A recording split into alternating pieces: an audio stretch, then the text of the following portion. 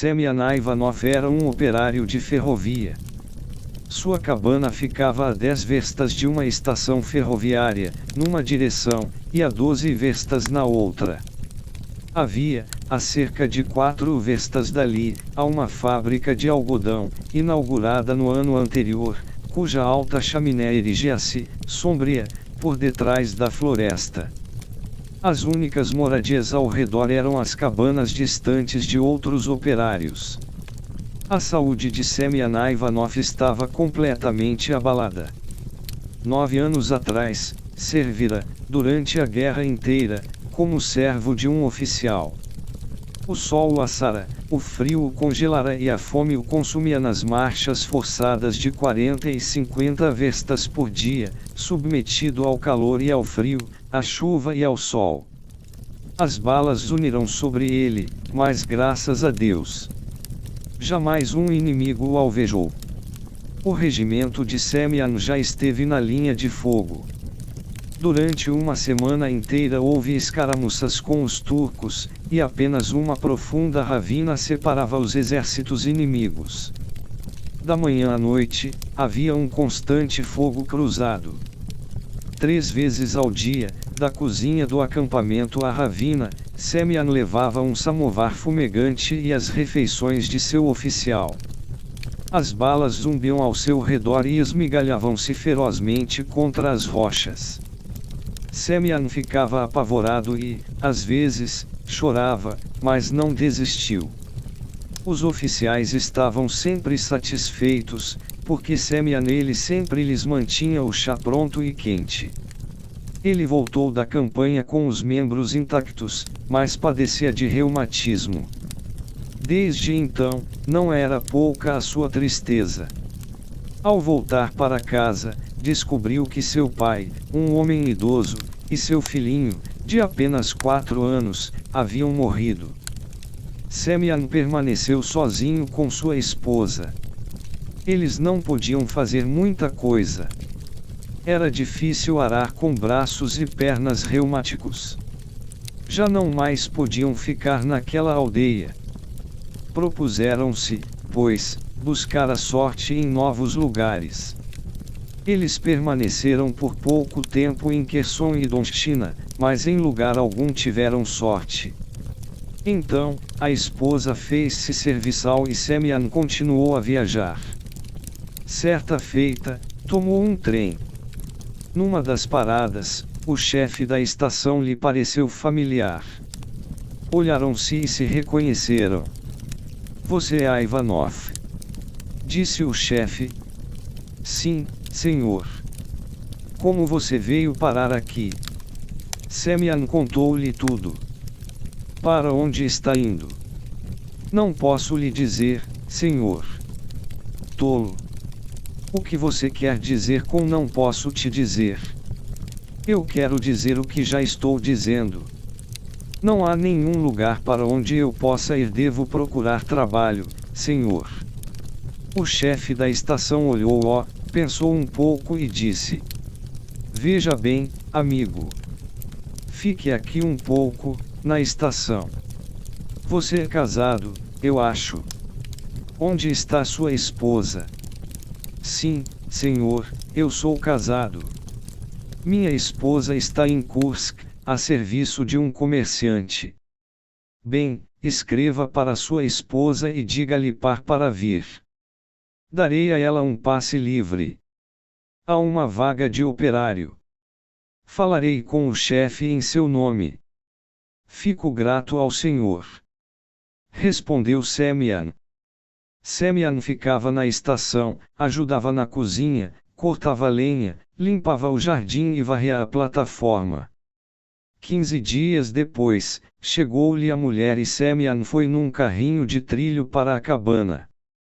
Esta era nova e aquecida, com tanta lenha quanto poderia pretender. Havia uma pequena horta legado dos antigos moradores e, de cada lado do aterro da ferrovia, cerca de meio deseatim de terra arada. Semyon ficou feliz. Começou a pensar em plantar alguma coisa e comprar uma vaca e um cavalo. Semian recebeu todos os utensílios necessários: uma bandeira verde, uma bandeira vermelha, algumas lanternas, uma buzina, um martelo, uma chave de fenda para as porcas, um pé de cabra, pás, vassouras, parafusos e pregos. Deram-lhe 2 volumes contendo os regulamentos e os horários dos trens. A princípio, Semian não conseguia dormir à noite, decorando todos os horários.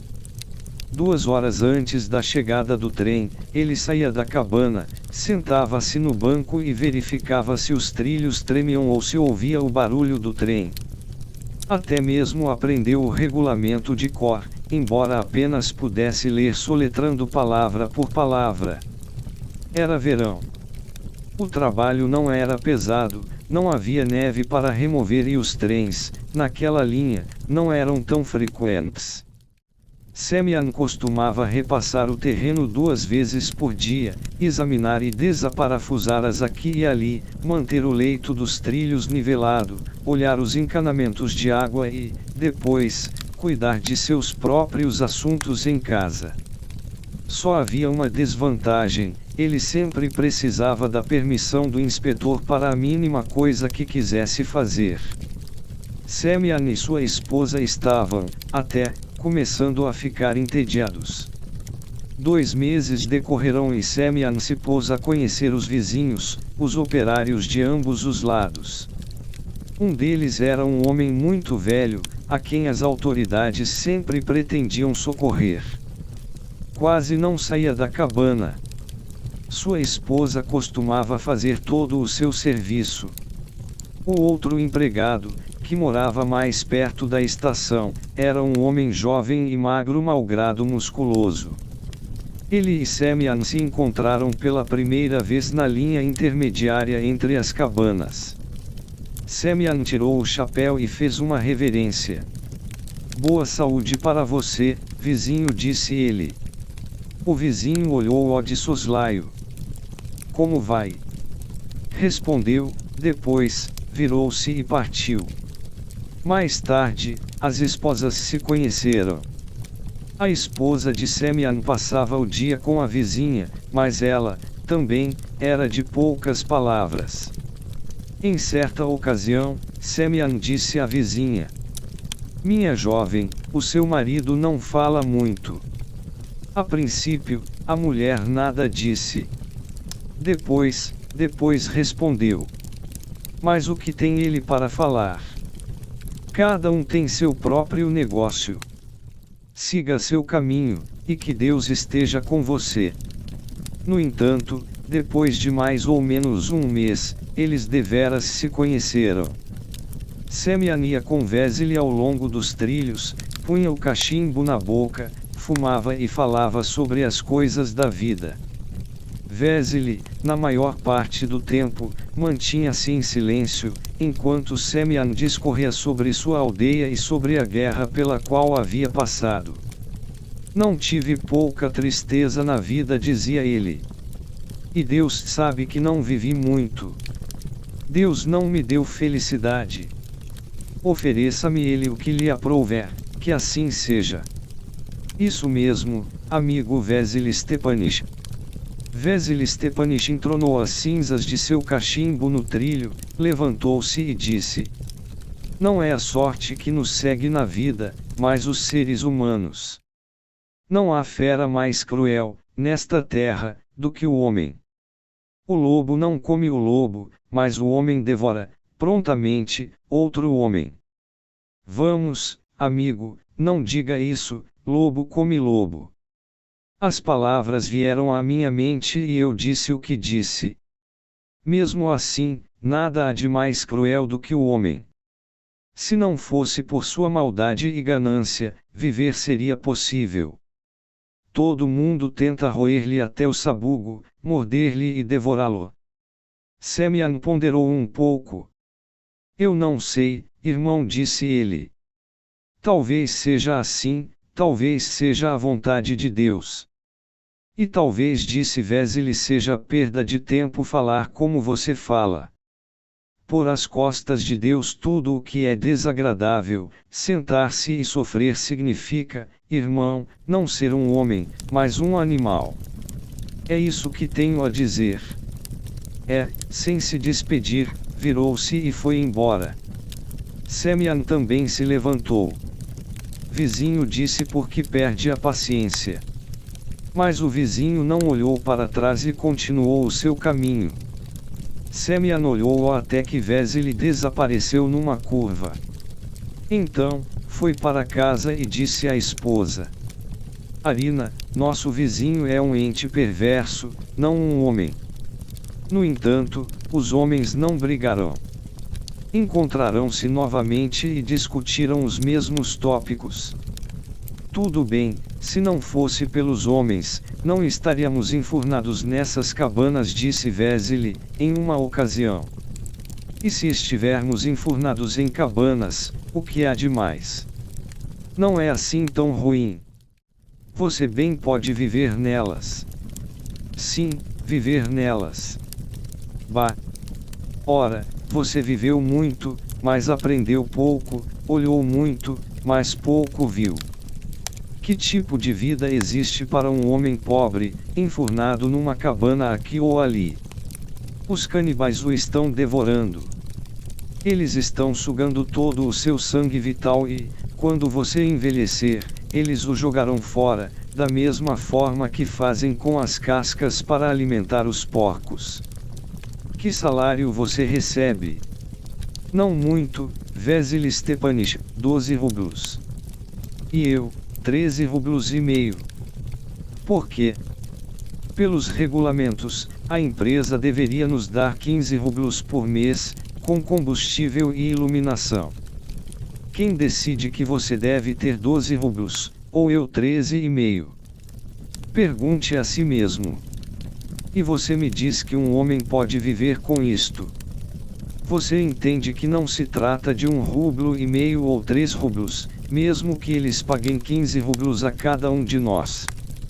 Eu estive na estação, no mês passado. O diretor passou por lá. Eu o vi.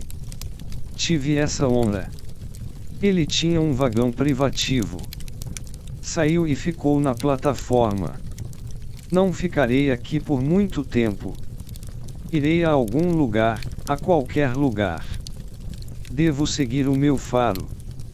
Mas aonde você vai, Stepanich? Pense bem. Aqui você tem casa, aconchego, um pedacinho de terra. Sua esposa é uma mulher trabalhadeira. Pedacinho de terra. Você deveria olhar para o meu pedaço de terra.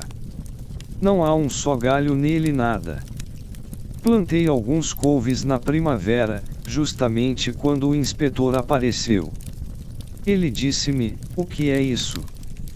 Por que você não relatou isso? Por que você fez isso sem permissão? Desenterre-os, com raízes e tudo. Ele estava bêbado. Noutra ocasião, ele não teria dito uma palavra, mas, desta vez, sentiu-se incomodado. 3 bons rublos. Vesely ficou em silêncio por um tempo, puxando seu cachimbo. Depois, acrescentou, baixinho: um pouco mais e o que eu não faria com ele?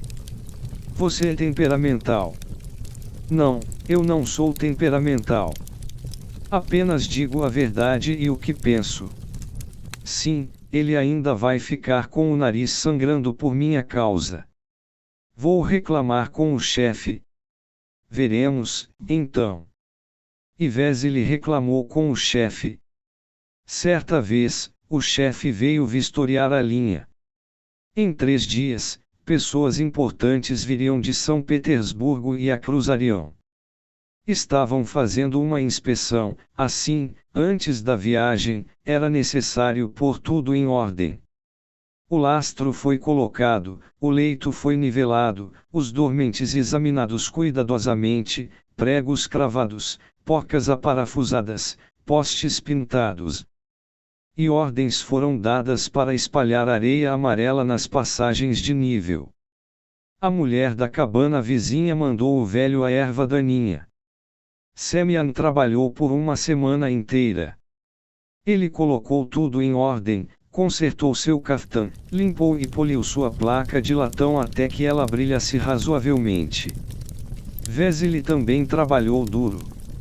O chefe chegou em um carrinho, com 4 homens labutando nos cabos e alavancas, fazendo zumbir a 6 rodas.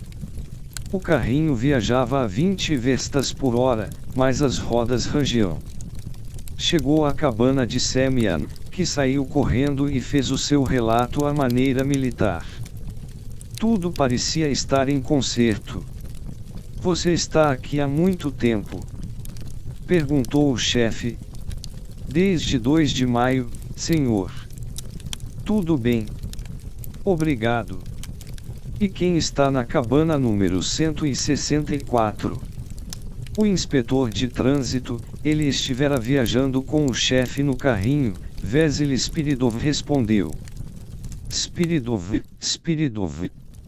Ah. Ele é o homem contra quem você fez uma anotação no ano passado. Sim? Bem, veremos Vesely Spiridov. Prossigam. Os operários começaram a trabalhar e o carrinho partiu. Semyon observou e pensou. Haverá problemas entre eles e meu vizinho. Cerca de 2 horas depois, ele deu início à ronda. Viu alguém vindo da linha de corte. Algo branco. Semyon pôs-se a olhar com maior atenção. Era Vesely. Ele tinha uma vara na mão, um pequeno embrulho no ombro e seu rosto estava enrolado num lenço. Para onde você vai? Gritou Semyon. Vesely chegou bem perto. Ele estava muito pálido, branco como giz, e tinha um olhar selvagem. Quase sufocando, ele murmurou. Para a cidade. Para Moscou. Para o escritório central. Escritório central.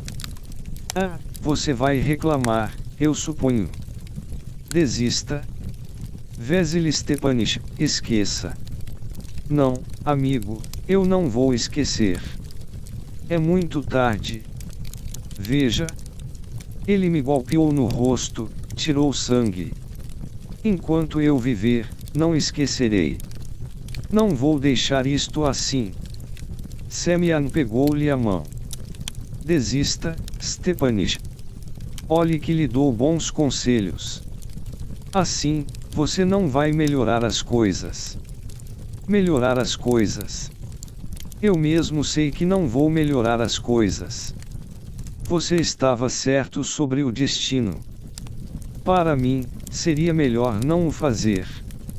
Mas é preciso defender o que é certo. Mas me diga, como isso aconteceu? Como? Ele esmiuçou tudo. Desceu do carrinho, olhou para o interior da cabana. Eu sabia de antemão que ele seria rigoroso e por isso coloquei tudo em ordem. Ele estava saindo quando fiz minha reclamação. Imediatamente, ele gritou, aqui vem um inquérito do governo e você faz uma reclamação sobre uma horta. Aqui estão chegando conselheiros particulares, e você me aborrece com couves.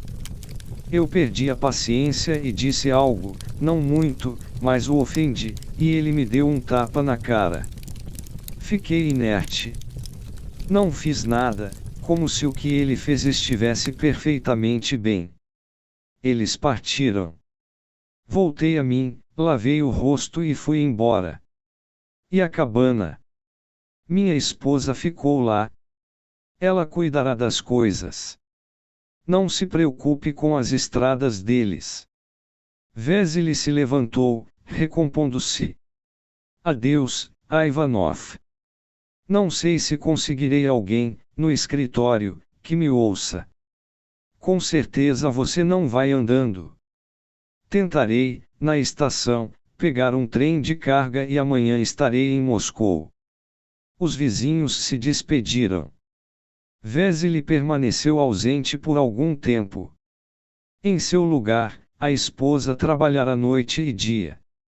Ela nunca dormia e se caçava, esperando pelo marido.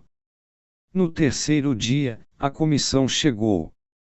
Uma locomotiva, um carro de bagagens e 2 saloons de primeira classe, mas Vesely ainda estava longe. Semyon viu a esposa do companheiro no quarto dia. O rosto da mulher estava inchado de tanto chorar e seus olhos estavam vermelhos. Seu marido voltou? Perguntou. Mas a mulher apenas fez um gesto com as mãos e, sem dizer uma palavra, seguiu seu caminho. Semyon aprendera, ainda garoto, a fazer flautas com uma espécie de junco. Ele costumava queimar o âmago do caule, fazer furos onde necessário, fixar um bocal em uma extremidade e afiná-la tão adequadamente que quase seria possível tocar, com ela, qualquer área. Ele fez várias flautas em seu tempo livre e as enviou, por seus amigos, entre os freios de carga, para o bazar da cidade. Conseguiu 2 kopecks por cada um. No dia seguinte à visita da comissão, deixou a esposa em casa para apanhar o trem das 6 e partiu para a floresta para cortar alguns gravetos. Foi até o final de seu terreno. Neste ponto a linha fazia uma curva fechada, desceu o aterro e chegou à floresta no sopé da montanha. A cerca de meia versta havia um grande pântano, e era ao seu redor que cresciam os esplêndidos jacos para as suas flautas. Cortou um feixe inteiro de talos e pôs-se de volta para casa. O sol já estava baixo e, naquela mortal quietude, somente o gorjeio dos pássaros e o crepitar da madeira morta, sob seus pés, eram audíveis.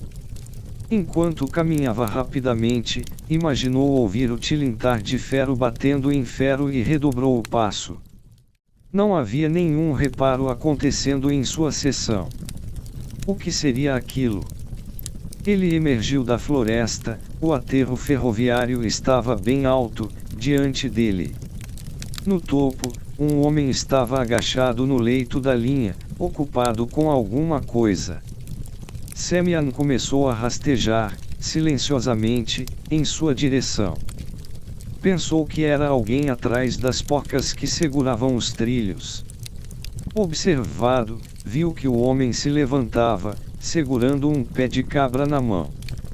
O homem havia afrouxado um trilho, movendo-o para um lado. Uma névoa flutuou diante dos olhos de Semyon. Quis gritar, mas não pôde. Era Vesely. Semyon subiu a margem, enquanto Vesely, com o pé de cabra e a chave inglesa, deslizava de ponta cabeça para o outro lado. Vesely Stepanich. Meu querido amigo, volte. Dê-me o pé de cabra. Vamos colocar o trilho de volta. Ninguém saberá de nada. Volte. Salve sua alma do pecado. Vesely não olhou para trás. Desapareceu na floresta. Semyon estava diante do trilho que havia sido torcido. Jogou no chão seu feixe de gravetos. Um trem estava para chegar, não um cargueiro, mas um trem de passageiros. E Semyon não tinha nada para detê-lo, nem mesmo uma bandeira. Ele não conseguiu recolocar o trilho e nem cravar as pontas com as próprias mãos. Era necessário correr. Era absolutamente necessário correr até a cabana para apanhar algumas ferramentas. Deus me ajude! Murmurou. Semyon se pôs a correr, tomando a direção da cabana. Já estava sem fôlego, mas ainda corria, caindo de vez em quando. Ele havia desbravado a floresta e estava a apenas algumas centenas de metros de sua cabana, não mais, quando ouviu a sirene distante da fábrica, 6 horas. Em 2 minutos, o trem número 7 chegaria. Ó, Senhor, tenha piedade das almas inocentes. Em sua mente, Semyon viu a locomotiva bater, contra o trilho solto, com sua roda esquerda, estremecer, despencar, rasgar e estilhaçar os dormentes, e bem ali havia uma curva e o aterro de 22 metros de altura, no qual a máquina iria tombar. E os vagões de terceira classe estariam lotados, criancinhas. Todos sentados no trem agora, nem de longe sonhando com o perigo. Ó, Senhor! Diga-me o que fazer. Não? É impossível correr para a cabana e voltar a tempo. Semyon não correu à cabana. Voltou e disparou, ainda mais rápido do que antes. Ia às cegas, quase mecanicamente. Ele mesmo não sabia o que iria acontecer. Então, correu até o trilho que havia sido puxado, os dormentes estavam amontoados. Ele se abaixou, pegou um deles, sem saber porquê, e correu mais longe. Parecia-lhe que o trem já estava chegando. Ouviu o apito distante e o tremor silencioso e regular dos trilhos. Mas suas forças se esgotaram. Não mais conseguiu correr e parou a cerca de 200 metros do tétrico lugar. Então, uma ideia iluminou-lhe o cérebro, literalmente como um raio de luz. Tirando o gorro, extraiu de dentro dele um lenço de algodão, puxou a faca do cano da bota e benzeu-se, murmurando: "Que Deus me abençoe." Então, enterrou a faca em seu braço esquerdo, acima do cotovelo. O sangue jorrou, fluindo numa corrente quente. Depois, ele encharcou o seu lenço, alisou-o, amarrou-o à chulipa e estendeu aquela bandeira vermelha. E ficou, de pé, acenando com a sua bandeira. O trem já estava à vista. O maquinista não o veria, chegaria perto, e um trem pesado não pode ser parado em 200 metros. E o sangue continuava a fluir. Semyon pressionou as bordas da ferida para fechá-la, mas a torrente de sangue não diminuiu. Evidentemente, ele havia cortado o braço muito fundo. A cabeça começou-lhe a girar, manchas pretas puseram-se a dançar diante de seus olhos e, então, tudo escureceu. Havia-lhe um zumbido nos ouvidos. Ele não podia ver o trem ou ouvir-lhe o barulho. Apenas um pensamento o dominava: não vou conseguir ficar de pé. Vou cair e soltar a bandeira. O trem vai passar por cima de mim. Ajude-me, ó Senhor. Depois, tudo escureceu. A sua mente esvaziou-se e ele deixou cair a bandeira. Mas a bandeira manchada de sangue não tombou ao chão. Uma mão a agarrou, e a segurou, bem alto, para alertar o trem que se aproximava. O maquinista a viu, fechou o regulador e inverteu o vapor. O trem parou. As pessoas saltaram do vagão e formaram uma multidão. Viram um homem caído, sem sentidos, sobre os trilhos, encharcado de sangue. E viram outro homem, parado ao seu lado, com um pano manchado de sangue atado à chulipa. Vesely olhou em volta. Depois, abaixando a cabeça, disse: "Prendam-me."